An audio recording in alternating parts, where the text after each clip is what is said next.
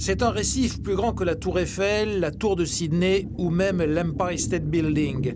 Des scientifiques australiens l'ont découvert à 6 km au large de la Grande Barrière de Corail dont ils cartographiaient le secteur nord. Une première depuis 120 ans.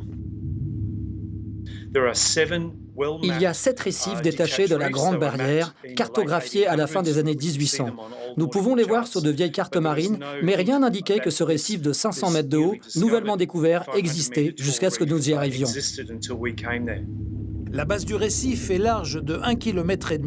Le sommet se situe à 40 mètres sous la surface de la mer. Mais outre la cartographie, les chercheurs qui utilisent un robot sous-marin ont effectué de nouvelles découvertes.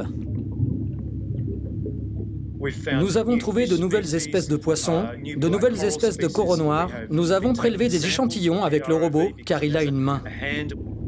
Vieux de 20 millions d'années, le récif semble très sain. Ces coraux n'auraient pas souffert de l'épisode de blanchiment qu'ont subi ceux de la Grande Barrière en 2016. Ou alors, il n'y en a guère de traces. Nous avons plutôt vu une communauté florissante de récifs coralliens et d'éponges, probablement plus de poissons que lors de toutes les autres plongées du robot. Une véritable tempête de poissons au sommet. Des observations à rapprocher d'une étude récente sur la Grande Barrière voisine. Celle-ci aurait perdu la moitié de ses coraux en 3 décennies.